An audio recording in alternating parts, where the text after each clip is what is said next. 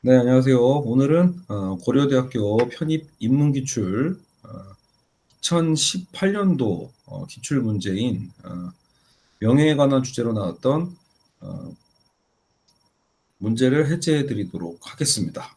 어, 오늘 이 문제는 특별한 배경 지식 없이도 주어져 있는 이 제시문만으로도 어떻게든 답안을 풀 수 있다는 점에서, 물론 원래 편입이든 대입이든 논술 자체가 배경 지식을 꼭 필요로 하는 건 아니지만, 근데 이 문항은 더더욱이 주어져 있는 제시문만 잘 분석을 해도 어떻게든 답안을 풀 수 있도록 형성이 되어 있습니다. 자, 그러나 오늘 문제에 또 단점도 있는 게, 제시문 1번이 고대는 가장 중요하거든요. 왜냐면 문제 유형을 보시면 알겠지만 1의 논지를 요약하고 400자, 그리고 1을 바탕으로 2, 3에 등장하는 인물, 이 3명을 분석하는 문제예요. 그래서 1을 바탕으로 세 인물을 분석하고 비교하는 건데, 근데 그렇다면 1을 제대로 설명을 못하거나 1을 제대로 분석을 못하면 당연히 주어져 있는 인물들도 분석을 할 수가 없죠. 그런데 1의 내용을 보시면 결과적으로 보고 나면 아주 어려운 내용이 아닌데, 근데 이 문장의 표현들을 보면 굉장히 좀 껄끄럽게 좀 쓰여져 있습니다. 그러니까 그거는 제 개인적으로는 이 본문의 이 번역 자체의 문제일 수 있지 않을까. 분명히 이게 어, 만약에 한국인이 정말 소통을 위해서 자신의 내용을 전달하기 위해서 쓴 글이라면 절대로 이런 식의 문장이나 이런 식의 어떤 표현들을 쓰지는 않을 거라고 확신이 들거든요. 그래서 그런 부분에서 사실 이 본문에 대한 어떤 까다로움이 좀 존재를 한다. 그래서 실제로 읽어보면은 분량이 긴 게 아니에요. 고대 요약 문제 치고는 분량이 긴 것도 아닌데 읽어도 잘 와닿지 않거나 어, 내가 제대로 이걸 쓰고 있는 건지 불안해할 정도의 어떤 그런 까다로움이 어느 정도 좀 들어 있습니다. 자, 그래서 1번은 좀 상세하게 같이 읽어보면서 얘기를 해보도록 하겠습니다. 자, 일단 오늘 핵심은 명예죠, 명예. 그러니까 모든 걸 명예를 기준으로 그럼 우리는 읽으시면 돼요. 명예는 나 자신 속에 있는, 또한 자신의 입장에서 명예를 요구하는 다른 사람들의 생각과 인정 속에 있는 가상이다.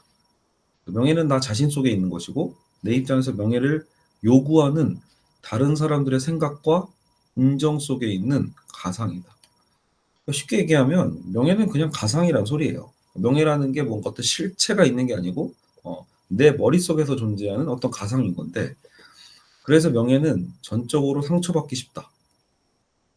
왜냐하면 내가 얼마나 많이 그리고 무엇과 관련해서 명예를 요구할 것인가는 순전히 나의 자의성, 내 자의성에 달려있기 때문인 거죠. 그러니까 말 그대로 명예는 상상인 만큼, 가상인 만큼 그 사람에게 달린 거예요. 그 당사자가 굉장히 그 명예에 예민한 사람은 쉽게 상처를 받고, 그죠? 조금 둔감한 사람은 좀 덜 받게 되겠죠. 그래서 그런 나의 자의성에 달렸다. 이런 점에서 아주 사소한 침해도 나에게는 중요한 게 될 수 있고, 인간은 구체적 현실에서 수천 가지 일들이 다양하게 벌어지는 상황에 있고, 또한 자기 것으로 여기고 자신이 명예롭게 여기는 것의 범주를 무한히 넓힐 수 있다는 거예요. 그 때문에 개개인의 독자성과 깨지기 쉬운 개별성 속에서 싸움과 분규가 끝없이 일어난다. 그래서 명예를 얻을 때와 마찬가지로 명예를 얻을 때, 그리고 명예가 손상되었을 때 자신이 손상받았다고 느끼는 내용은 중요하지 않다. 그러니까 손상받았다라는 그 사실, 그리고 내가 다친 나의 인격, 이게 중요한 거지. 무엇이 내가 어떤 내용으로 내가 손상받았더라, 그게 중요한 게 아니다라는 거죠. 결과적으로 보면 부정된 건 손상의 내용을 자기 것으로 만들고 관념적이고 무한한 개별자로서 공격받았다고 느끼는 인격이기 때문이다. 이렇게. 자, 어쨌든 벌써 문장이 좀 확실히 좀 까다롭다는 걸 느낄 수 있죠. 만약에 저보고 야, 이 문장 좀 다듬어 봐라고 하면 훨씬 쉽게 쓸 수 있을 것 같아요. 근데 어쨌든 왜 그런지 모르겠지만 학생들을 괴롭히기 위한 건지 굳이 다듬어지지 않은 이런 문장으로 쓰여졌다. 어쨌든 저책이 근데 중요한 건 고대는요. 이 단락을 그래도 잘 존중을 해서 단락마다 어쨌든 어 명예에 대한 전체 내용이지만 거기서 부분 단락의 구성이 되어 있거든요. 그럼 그 단락에 있는 핵심들을 잘 파악해 둘 필요가 있고 단순히 이게 요약에서 중요한 게 아니고 결국 이번 문제를 풀 때도 분석의 어떤 도구로서 쓸 수 있기 때문에 어 이 단락별 체크를 잘 해 두셔야 됩니다. 그래서 어쨌든 명예는 일단 가상이라는 거 그리고 무엇보다 요 자의성이라는 거 요런 단어는 그냥 그대로 쓰셔야 돼요. 괜히 바꾸려고 하지 말고 자의성이고 그러니까 한마디로 개개인의 이 가상 내 안에 있는 가상이니까 얼마든지 쉽게 다칠 수도 있고 그죠? 그리고 중요한 건 다쳤다는 그 내용 자체가 아니고 다쳤다는 그 상황 자체, 나 받았다는 나의 그 인격 그게 중요하다는 거죠. 자, 두 번째 단락. 이렇게 손상된 명예는 자기 속에서 무한한 무엇인가로 간주되고 그러니까 이런 것도 이미 지칭하는 게 모호하긴 하죠. 무한한 무엇이다. 그렇기 때문에 무한한 방식으로 만회할 수 있다. 자, 어쨌든 그 위에 거를 받아서 생각해 보면 이제 이 두 번째 단락에서는 명예는 어쨌든 만회할 수 있는데 근데 그 만회라는 것도 자의성 약화 특징 때문에 우리가 너무나 쉽게 혹은 너무나 다르게 독자적으로 손상받는다고 했잖아요. 그러니까 회복되는 방법도 그만큼 무한한 방식이 생긴다는 거죠. 무한한 방식으로 만회한다. 감정의 손상이 다양하듯 마찬가지로 명예 회복의 방식과 정도도 다양하다. 자, 이거 다시 한번 좀 정리가 됐죠. 그렇지만 일반적으로 내가 명예의 손상으로 여기는 것, 내가 어느 정도 손상되었는가를 느껴서 보상을 요구할 것인가라는 문제는 다, 다시금 매우 세심한 반성과 어, 어디 갔죠? 매우 세심한 반성과 민감한 감정으로 나아갈 권리를 가진 주 역시 또 나와요. 주관적 자의성. 두 번째 단락에서도 결국은 또 역시 회복의 방식도 자의성 때문에 다양할 수밖에 없다. 그리고 또 그렇지만이 한번 나왔으니까 내가 명예의 손상으로 여기는 것, 내가 어느 정도 손상되었는가를 느껴서 보상을 요구할 것인가라는 그 문제는 역시 나에게 달렸다.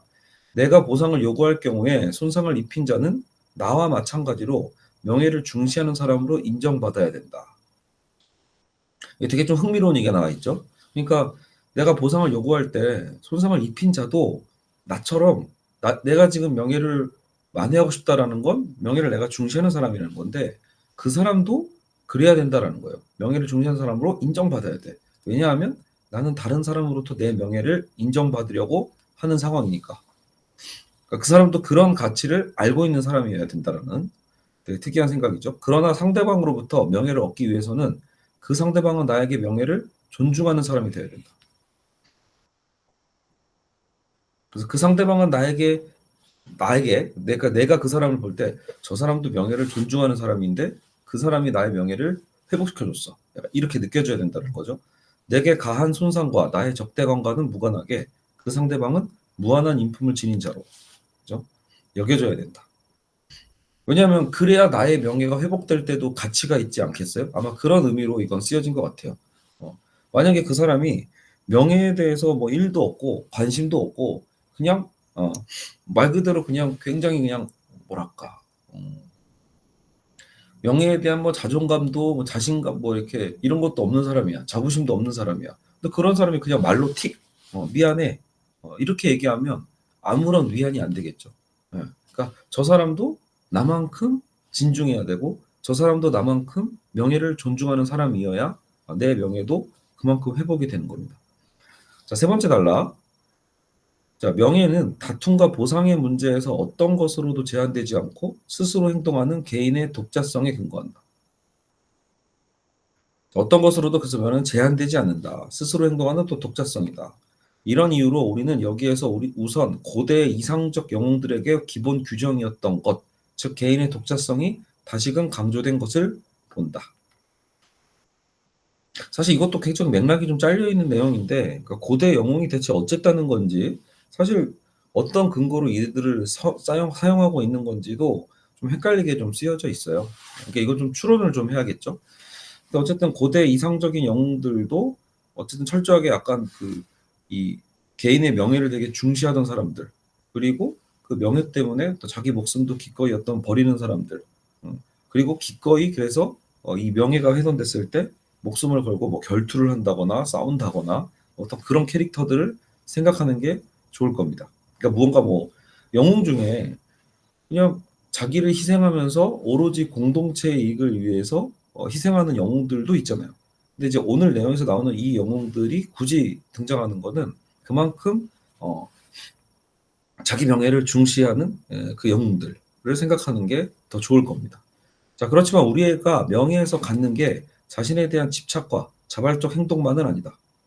명예에서 독자성은 자신에 대한 표상과 연결되며 이런 표상은 자 표상이라는 건 결국은 내가 바깥으로 이제 어떤 드러나는 이미지란 말이죠.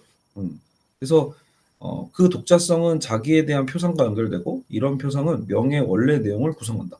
그래서 외적으로 존재하는 것에서 명예에 속하는 것과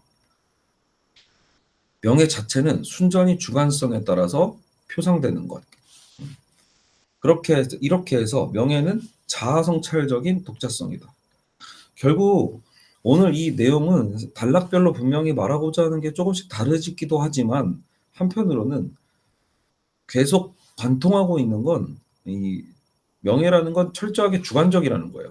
그러니까 내 생각, 내 안에 있는 어떤 메커니즘, 나의 어떤 심리적인 거고 내 주관성에 달려 있다라는 거죠. 그래서 표상되는 것도 결국은 어떤 이미지로 투영될 것인가도 결국은 내 안에 있는 주관성에 따라서 표상되는 거기 때문에 결국 그래서 자아 성찰이라는 말을 쓰는 거예요. 성찰이라는 게 내가 나를 바라보는 거거든요. 나가 나를 생각하는 것, 그러니까 나와 간격을 두고 나를 보는 게 보통 성찰이라고 하는데 그렇게 봄으로써 내 이미지에 대한 어떤 표상을 내가 이제 바라볼 수 있죠. 그래서 자아 성찰적이다. 이 독자성은 성찰을 자신의 본질로 삼고 성찰의 내용이 그 자체에서 윤리적이고 필연적인 것인지 아니면 그냥 우연적이고 무의미한 것인지는 역시 우연에 맡겨진다. 그래서 그냥 성찰의 내용이 윤리적이냐 아니냐는 그냥 우연에 맡겨지는 거다. 뭐 이런 식으로 설명을 하고 있습니다. 자, 그러면 역시 그것도 그걸 우연에 맡겼다라는 건 어떤 뭐 이제 윤리적으로 내가 꼭 해야 될 어떤 당위성이나 뭐 이런 거에 대한 게 매여 있는 건 아닌 것 같아요. 그냥 명예에 대한 명예를 성찰하는 나의 어떤 그 방식은 그냥 독자적이다, 역시 자의적이다라는 개념으로만 보시면 될 것 같습니다. 자, 이렇게 해서 일단 정리가 맞춰졌고, 요걸 기반으로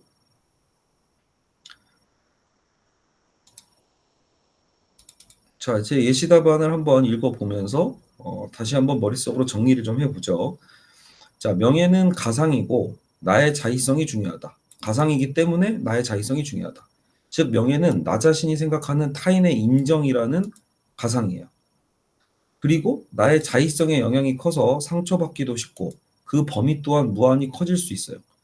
명예가 손상될 때도 그 내용보다 자신의 개별자가 공격받았다는 느낌 자체, 내가 공격받았다는 느낌 자체가 더 중요하게 인식되는 것도 역시 자의성 때문이에요.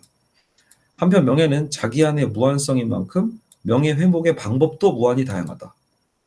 여기 이제 두 번째 단락으로 넘어온 거죠. 다만 주관적인 자의성으로 매우 세심한 반성과 감정으로 나아가야 한다. 따라서 나의 명예를 손상한 자에게 보상을 요구할 때도 그 가해자도 또한 명예를 중시하는 자로 여겨져야 한다.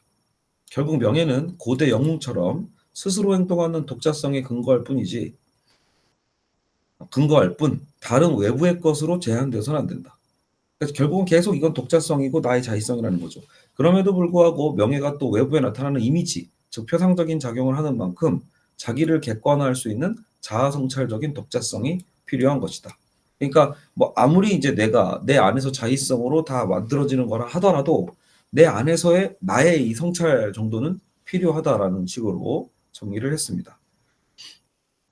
모호한 부분이 분명히 있었던 만큼 이제 그 부분에 대해서 어느 정도 용인될 것인지 이제 그 여지가 좀 이제 교수님들 사이에서 결정이 좀 될 텐데 어쨌든 중요한 건 본문에 있는 핵심 키워드는 항상 그대로 사용하면서 거기서 본인이 이해한 틀 안에서 정리하는 것이 중요합니다. 자, 그래서 사실 제가 읽어도 근데 제 이 요약문도 아직 딱딱해요. 그러니까 그런 만큼 이 내용이 그렇게 딱 내 안에서 깔끔하게 녹여지지 않은 상태로 좀 쓰여진 측면도 있다라는 거겠죠. 어 항상 요약은 내 안에서 완전히 이해해서 그것을 좀 더 편하고 쉽게 전달하기 위한 방식으로 풀었을 수도 있는데, 근데 또 그게 또 풀어쓰다 보면 어 중요한 키워드나 출제자가 얘기하고자 했던 어떤 포인트를 놓칠 수도 있어요. 그래서 그런 단점들도 있다. 그래서 요약은 항상 제시문에 있는 포인트를 그대로 최대한 살리면서, 그러면서 그 어 단락별로 어쨌든 중요한 논점들이 뭐였는지를 생각하면서 정리하는 것이 중요합니다. 자, 예를 바탕으로 이제 2번을 보겠습니다. 1을 바탕으로 보면 이제 2, 3에 등장하는, 그러니까 제시문은 2, 3 두 개인데 보통은 제시문 3개 정도를 이제 평가하거든요. 근데 이번엔 독특하게도 여기 등장인물이 2에서 2명이 나와요. 거기서 우리의 분석 대상이 2명을 활용하고 있다. 추지와 왕산탕이라는 인물이 워낙 이 중국 인물이다 보니까 이 쓸 때 굉장히 재미있는 현상들이 많이 나타나는 게, 이 추지라는 게 제대로 이제 인식이 안 돼서 답안 쓰다 보면 주치, 추치 뭐 이런 식으로 되게 많은 오타가 많이 나옵니다. 그렇죠? 제 개인적인 생각이지만 등장인물이 외국인이고 그래서 생긴 어쨌든 그 실수잖아요. 그런 거에 대한 이제 실수는 학교에서도 감점 처리를 하지는 않을 거다라고 생각이 듭니다.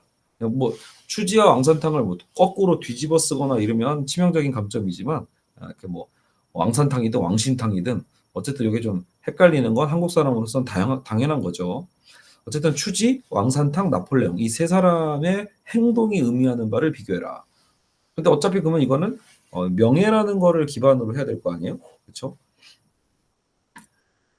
자, 그래서 답안 역시 한번 보기 전에 이번의 내용을 보면 이제 이 시골 마을에 주인공 추지가 있고 남편이 있는데 고추를 경작하면서 외딴 농가에서 살고 있어. 그러니까 부유하지 않겠죠, 그냥.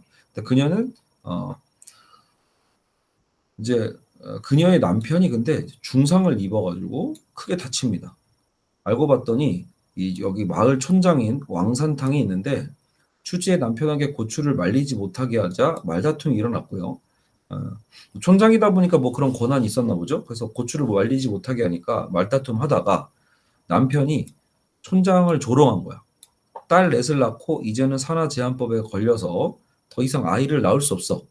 그러면 이제 사내 아이를 가질 수가 없죠. 그러니까 촌장한테 출지의 남편이 나는 곧 아들을 낳을 거다라고 하면서 당신은 오로지 암탉밖에 없죠라고 하면서 이 촌장의 어떤 자존심을 탁 건든 거죠. 오늘 이 주제가 명예인 만큼 그렇게 이제 분석도 여러분도 직관적으로 느낌이 탁 왔을 거예요. 아, 이 촌장에게는 평소에 이 부분이 굉장히 중요한 어떤 컴플렉스인데 그거를 이제 추지의 남편도 알고 있었기 때문에 그걸로 기분 나쁘게 사람을 때린 건 아니죠. 뭐 신체적으로 폭행한 것도 아니지만 결국은 촌장에게는 가장 아픈 상처를 건드린 거죠. 그의 명예를 훼손한 거라고 볼 수도 있어요. 어쨌든 이 말에 격분한 촌장이 자기 촌장의 권한으로 막 두들겨 팬 거고 심지어 아랫도리를 걷어찼다. 이거 상징적인 거죠. 아랫도리를 이제 의도적으로 이건 걷어찼을 거예요. 결국은 자식을 낳는 핵심이니까. 의사의 진단서를 발급받은 두 여인은 부상자를 수레에 태우고 뭐 힘들게 집으로 돌아온다. 이 길은 친숙한 생활터전의 좁은 경계선을 의미한다. 영화 전편에 걸쳐 추진은 법적 권리와 개인적 가치를 찾기 위해 모두 5번 이 경계를 넘나든다. 그러니까 자신의 법적 권리, 개인적 가치를 찾기 위해 어쨌든 이것도 결국은 명예 회복에 대한 이제 노력이죠.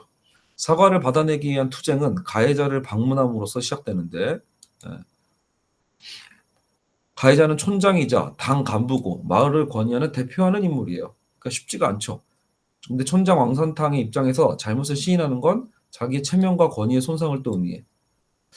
그래서 촌장에게는 또 여기서 또 지켜야 될 자기 명예가 또 있는 거고, 반면에 추지 같은 경우에는 자기 남편이 이렇게 모욕을 당했잖아요, 거꾸로. 그러니까 또 자신이 회복해야 될 남편의 명예, 그 남편의 명예가 곧 자신의 명예이기도 하겠죠. 그는 사과는 할 수 없지만 피해자에게 보상을 하겠다고 했어요. 자, 근데 어쨌든 역시 보상을 한다라는 것은 돈이잖아요. 물질이죠. 사과는 결국 여기서 중요한 건 자신의 어쨌든 명예를 걸고 하는 거거든. 현 공화국에서도 원하던 사과가 아니라 단지 경제적 보상만을 인정하자 그녀는 마을의 외부 세계로 이어지는 그 길을 세 번째로 지나간다. 그래서 먼 시공항까지 찾아가서 더 상급 기관을 찾아가서 그쵸? 계속해서 이제 자신의 상황을 얘기했겠죠.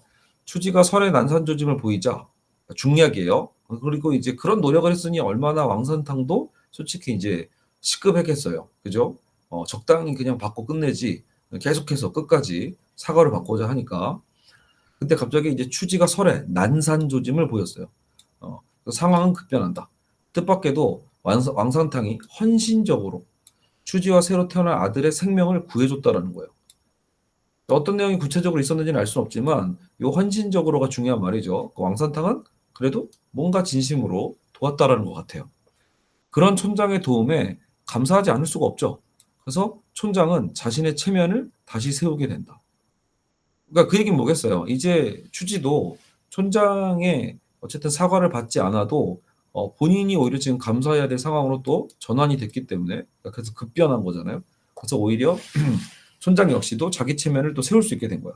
그녀는 상황이 끝난 것으로 생각하고 촌장을 아들을 출생한 달 기념잔치에 초대했다.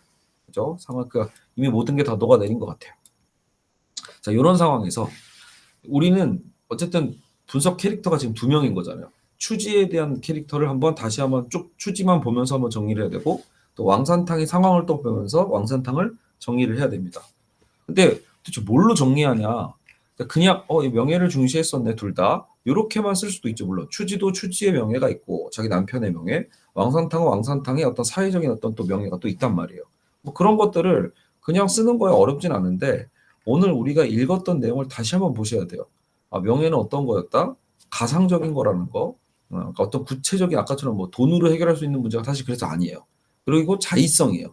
자의성이다 보니까 범주가 손상당하는 범주가 다르단 말이에요.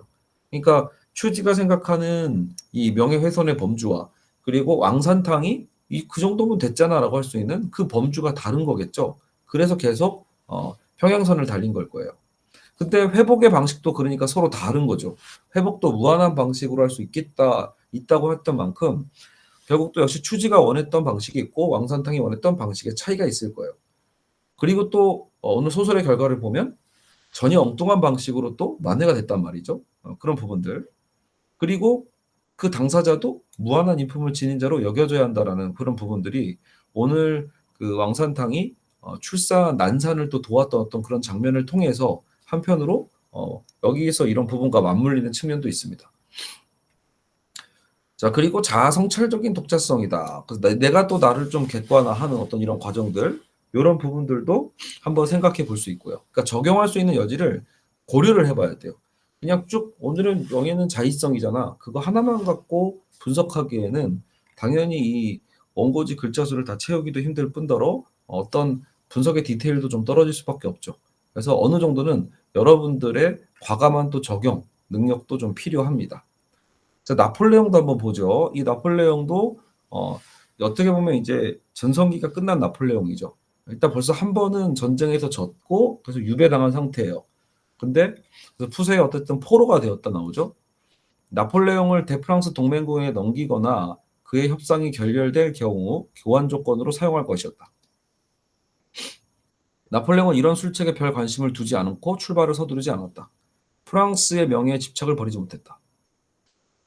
이런 것도 문장이 조금 껄끄럽죠. 이거는 뭐 실제로 이게 편입 문제다 보니까 제대로 복기가 안 된 걸 수도 있고 아니면 원래 본문이 이랬을 수도 있는데 이것도 뭔가 조금 문장이 자연스럽지 않아요. 프랑스의 명예에 대한 집착을 버리지 않았다. 그러니까 나폴레옹의 되게 중요한 방식은 이 사람은 자기 개인의 어떤 개인적 인격의 명예보다 자신을 아예 프랑스와 지금 동등하게 생각하고 있는 것 같아요. 그래서 국가의 명예와 자기의 명예를 동일시하고 있다. 마치 푸세가 모든 권력을 다진 당시에 프랑스 정부에 명예가 남아있기라도 한 것처럼 바로 그때 라발레트가 파리로부터 들어온 소식을 알렸는데 워털루부터 도망쳐 나왔다는 소식이었다. 프로이센 선발대가 다가온다는 소식도 있었다. 자, 이런 거는 진짜 그 당시 서구 상황에 대한 또 역사적 지식이 없으면 사실 되게 좀 이해하기 더 어려웠을 수도 있을 것 같긴 한데 그래도 일단 있는 그대로만 읽으시면 아직까지 막 그래도 아주 어려운 건 아니에요. 이 놀라운 소식은 나폴레옹을 순식간에 변화시켰다. 자, 뭘 변화시켰다? 아까는 뭔가 별 관심을 두지 않고, 그죠? 좀, 어, 뭔가 무관심한 어떤 상황이었는데 갑자기 어떤 이 전황이 좀 바뀌니까 나폴레옹을 순식간에 변화시켜서 본연의 모습을 되찾았대요. 뭔가 이제 생기가 생긴 거겠죠. 기쁨으로 빛나고 생기를 띠었다 이렇게요. 어, 그는 또렷한 목소리를 말했다. 프랑스의 상황과 병사들의 외침이 조국을 구하라고 나를 부른다. 그는 마지막으로 군인으로서 임무를 다하고 승리를 거둔 후에는 미국으로 떠나겠다고 했어요. 승리를 거두면 프랑스가 동맹국가의 협상에서 치러야 할 희생을 줄일 수 있고 명예도 회복할 수 있을 것이다. 자, 여기 주인공이 명예가 나왔죠. 여기서 결국 프랑스의 명예이자 사실 이거는 곧 자기의 명예인 것 같아요. 나폴레옹은 영국이 그를 또 명예롭게 받아줄 거라고 확신했고 거쳐도 런던에서 별로 멀지 않은 감시는 받아도 안락한 곳이 될 거라고 기대했다. 결국 8월 9일 해군 사단의 선두에 서서 세인트 헬레나로 방향을 잡았고 대서양 남쪽에 버려진 섬, 그러니까 정말 작은 버려진 섬에다가 나폴레옹을 유배시켜 버린 겁니다. 그러니까 이거는 나폴레옹이 원했던 결과가 아니라는 셈이죠. 이걸 읽어내셔야 돼요. 기대했는데 버려진 섬에 진짜 나폴레옹이 버려진 거예요. 이 여행에서 한 가지 기록할 만한 것은 카즈의 권유를 받아들여 나폴레옹이 회고록을 남기기로 결정한 사실이다. 자, 이게 끝이에요. 그래서 이 내용만 보시면 역시 좀 황당할 수 있어요. 대체 이 내용을 통해서 뭘 얘기하고 싶은 거야 싶을 정도로. 그러니까 오늘 주제가 어쨌든 명예이기 때문에 그나마 이 명예에 맞춰서 이거를 분석만 하시면 됩니다. 우리가 할 일은. 어쨌든 나폴레옹은 본인의 명예가 회복될 거라 생각했지만 전혀 오히려 그렇지 않고 기대한 것과 달리 어떤 무인도 같은 곳에 버려진 거예요. 유배를 당했고 그럼에도 또 마지막에 한 줄이 틱 나왔는데 회고록 남기기로 했다. 저는 그래서 이 회고록 남기기로 했다 이 한 줄을 괜히 붙어 있진 않지 않을까 생각을 하면서 차라리 그 우리 성찰적인 부분이 있었잖아요. 자아 성찰. 그 부분을 활용을 해가지고 분석의 포인트에 갖다 넣었습니다. 알겠죠? 자, 어쨌든 그래서 다시 나폴레옹이라는 캐릭터와 추지의 캐릭터, 왕산탕의 캐릭터를 살펴보면서 여기서 여러분들이 머리를 쥐어싸고 이제 고심하는 시간이 필요해요. 알겠죠? 그러니까 그냥 뭘 바로 쓰면 절대 안 됩니다. 계열을 분명히 짜야 돼요. 그래야 이 캐릭터 분석이라도 해서 비교를 할 거니 비교. 학교가 원하는 건 그들의 행동이 의미하는 바를 비교해 달라고 했고 문제는 당연히 명예라는 가장 중요한 소재가 있죠. 명예를 기반으로 해서 그들이 어떤 생각, 어떤 행동을 하는 건지, 어떤 생각에 기반해서 그런 행동을 하는 건지 분석을 할 필요가 있습니다. 자, 이제 예시 답안을 한번 보시고, 그래서 제 답안도 결코, 그러니까 이 다양하게 분석될 수 있는 여지는 이미 열려 있는 문제라는 게 중요합니다. 물론 얼토당토 않게 1에 있는 내용을 기반으로 하지 않고 분석을 했다면 그건 문제죠. 1에 있는 내용을 기반으로 꼭 분석하셔야 된다는 조건은 걸려 있지만, 근데 그것도 이 캐릭터들이 다 다르잖아요. 그러니까 그 캐릭터의 방식을 여러분들이 어떤 부분을 찾아내는가, 어떤 면모를 찾아내는가에 따라서 분석이 바뀔 수가 있겠죠. 자, 세 인물은 모두 명예훼손과 회복에 관련한 상황에 놓여 있다는 점에서 공통적이면서도 훼손과 회복이다. 이런 상황이 연결돼 있다라고 좀 봤어요. 1의 명예의 특성에 비춰볼 때 세밀한 차이를 갖고 있다.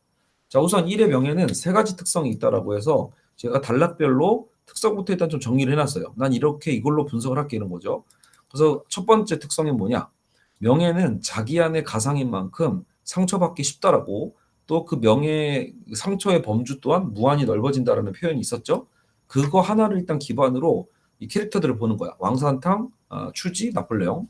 실제로 왕산탕은 추지의 한 말 한마디에 의해 쉽게 상처받고 과하게 대응하게 되어 결국 추지와의 갈등의 계기를 만들게 된다. 이건 조금 오타가 있죠. 그러니까 결국은 추지의 남편과 제가 좀 거의 추지를 좀 동일시하다 보니까 결국 왕산탕은 뭐예요? 추지 남편이죠. 정확하게 보면 추지 남편의 그 어쨌든 말 한마디에 쉽게 상처받았다라는 거. 그래서 과하게 대응했다. 그러나 나폴레옹 같은 경우 자신이 포로가 되고 협상의 수단이 되는 상황에서도 별 관심을 두지 않죠. 한편 명예의 범주에 있어서 왕산탕은 자신의 명예가 훼손되어서 반응하게 되었다라면 추지는 자신이 아닌 남편의 명예훼손을 자신의 일처럼 여겨서 그 범주가 좀 더 넓다. 그러니까 이 상처받은 어떤 이 예민함의 범주 있잖아요. 그게 결국은 남편의 훼손까지. 그러니까 정확하게는 원래 자기 훼손이 아니잖아. 하지만 부부이기 때문에 남편의 명예훼손을 자기 일처럼 여겼다. 그래서 그런 의미에서 그 범주가 넓다라고 저는 분석을 해봤고, 나폴레옹은 프랑스의 명예를 자기 명예와 또 동일시하죠. 그래서 명예의 범주가 가장 넓다고 볼 수 있다. 이렇게 한번 크기를 한번 정해봤습니다. 그리고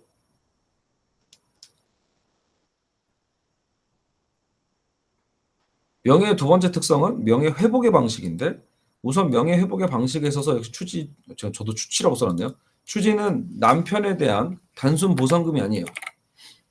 공식적 사과를 왕산탕이 요구하고 있다는 거. 그걸 원하고, 왕산탕은 자기의 치부를 드러내려는 추지의 남편의 태도가 자기의 체면과 권위를 손상시켰다고 보았기에 과도한 처벌을 내림으로써 자기 명예를 회복하려는, 이게 그의 명예 회복 방식이었던 거예요. 공식적으로 남들이 보는 앞에서 막 때려주는 거. 나폴레옹은 조국 프랑스의 명예를 자기가 동일시했기 때문에 회복 방법에 있어서도 이 전쟁을 통해서만 회복이 될 수 있다는 거. 알겠죠? 자, 한편 자신의 명예를 다시 회복시켜줄 상대방의 인격 또한 높아야 된다는 그 기대치 있었죠, 본문에. 그럼 추지와, 저도 계속 추치라고 쓰고 있네요. 추지와 왕산탕은 그 상황을 실현했어요. 갈등에서 벗어나게 되는 반면 나폴레옹은 일방적인 착각이 된 거예요. 더 큰 명예가 실추되게 된다는 점에서 대조적이다.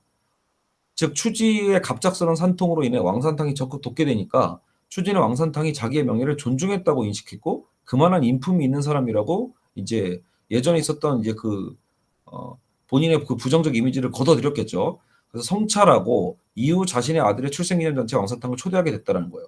그렇다면 왕산탕 역시 자신을 용서하고 초대해준 역시 추지의 행동으로 인해 자신의 명예 또한 존중받은 것으로 성찰하게 되겠죠. 서로가 그래서 인식을 바꾸게 되는 계기가 다 되는 거죠. 둘 사이의 갈등은 사라지고 서로의 명예 또한 회복으로 마무리가 된다. 자, 그런데 나폴레옹 같은 경우 적국인 영국이 자신의 명예를 존중하고 그만한 대우를 해줄 거라고 기대하지만 정작 대서양 남쪽에 버려진 섬에 유배됨으로써 결국 그 명예 회복은 실패로 돌아가게 된다. 결국 추지와 왕산탕의 명예는 회복됐다면 나폴레옹이 실패한 이유는 어디에 있다? 바로 이게 마지막으로 세 번째 특성인 자아성찰 여부가 아닐까라고 저는 넣어봤어요. 명예에 있어서 가장 중요한 게 개인의 독자성이라고 하더라도 그것이 외부로 어떻게 표상되는지를 생각해야 하는 만큼 나폴레옹은 자신의 명예와 국가의 명예를 혼동하고 있다. 그래서 그 회복에 있어서도 제대로 성찰하지 못한 셈이 아니냐라고 분석을 해봤습니다. 그러니까 어쨌든 나폴레옹 같은 경우에는 어찌 보면 좀 일종의 어떤 병적 증세이기도 하잖아요. 그렇죠? 내가 곧 프랑스다. 약간 이런 느낌이니까. 그러니까 당연히 그 명예 회복에 대한 방법에 있어서도 놓칠 수밖에 없겠죠. 그리고 애초에 그게 제대로 회복되기도 어려울 수 있어요. 알겠죠? 나와 국가가 완벽하게 같을 수도 없는 상황이니까요. 자, 이제 중요한 건 이제 읽어봤을 때 여러분도 제 답안을 보고 또 동의하는 부분이 있을 수도 있고, 나는 좀 다르게 생각하는데 이런 부분도 있을 수 있습니다. 결국 중요한 건, 결국 그만큼 고대 문제는 1번의 이 내용을 제대로 내가 파악을 했는가, 그리고 그 내용에서 나름대로 우리도 좀 세심하게 필요한 분석 포인트들을 찾아내는 센스가 좀 필요하다. 그것을 기반으로 주어져 있는 캐릭터들을 분석하면서 비교할 수 있다는 것이죠.